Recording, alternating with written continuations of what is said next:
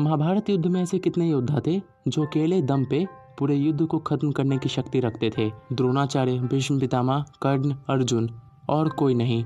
लेकिन एक और योद्धा था जिसके बारे में बहुत कम लोग जानते हैं और आज उसी की मजेदार और बहुत रोचक कहानी मैं आपको इस वीडियो में बताऊंगा।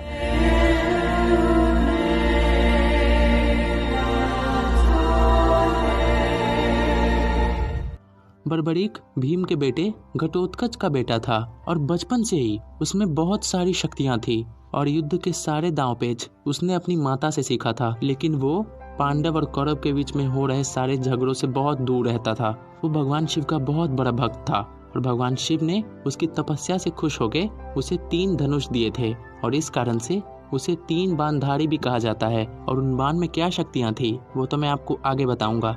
और उसे अग्निदेव के द्वारा एक धनुष दिया गया था जैसा धनुष विश्व में और कहीं नहीं था। जब बर्बरीक को महाभारत युद्ध के होने के बारे में पता चला तो वो अपनी माता से पूछने गया कि क्या मैं उसमें जा सकता हूँ।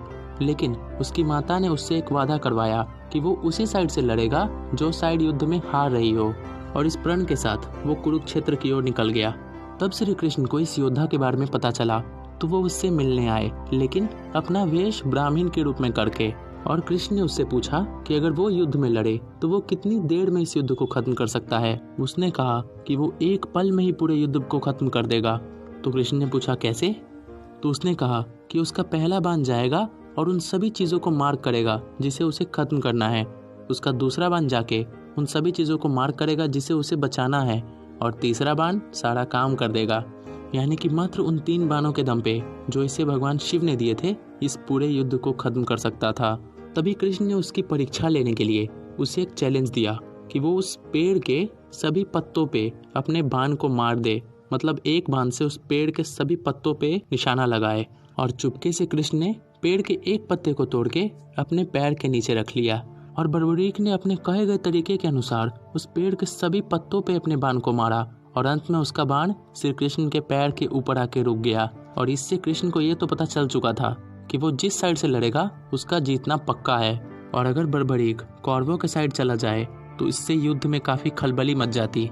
तो कृष्ण ने उसे अपने शब्द जाल में फंसाया कि वो किस तरफ से युद्ध में लड़ेगा, क्योंकि वो जिस तरफ जाएगा उसका दूसरा साइड अपने आप कमजोर हो जाएगा और ऐसे करके तो युद्ध में ये अकेले बचेगा। मतलब कोई एक साइड जीतेगा ही नहीं। और कृष्ण ने एक बात सोच लिया था कि उसे कैसे भी युद्ध में नहीं जाने देना है। तो एक ब्राह्मण के वेश में उसने बर्बरीक से चैरिटी के रूप में कुछ मांगा और वो तैयार हो गया कि मैं कुछ भी देने के लिए तैयार हूँ। और श्री कृष्ण ने उससे उसका सिर मांग लिया और अपना असली रूप भी उसे दिखा दिया। बर्बरीक खुशी खुशी तैयार तो हो गया कि मैं अपना सिर आपको दान में दे दूंगा, लेकिन उसकी एक और इच्छा थी कि वो पूरे युद्ध को देखे। तो कृष्ण ने उसके सिर को उस पहाड़ की चोटी पे रख दिया जिससे वो पूरे कुरुक्षेत्र को देख सकता था और वही सिर पूरे युद्ध भर वहां से पूरे युद्ध को देखता रहा। और इस तरह से एक बहुत ही महान योद्धा को महाभारत युद्ध में आने से रोक लिया गया, क्योंकि इससे युद्ध में काफी कुछ अलग हो जाता।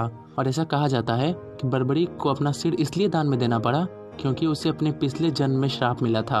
वो भी एक और अलग कहानी है। लेकिन आज मैंने महाभारत के सबसे ताकतवर लेकिन सबसे अनसुने कैरेक्टर के बारे में बताया, जो कि अगर युद्ध में आया होता तो आज इतिहास ऐसा नहीं होता जैसा हम देखते हैं। और दोस्तों, आज भी बर्बरीक को बहुत सारे जगहों पर भगवान के रूप में पूजा जाता है और उसके बहुत सारे मंदिर हैं।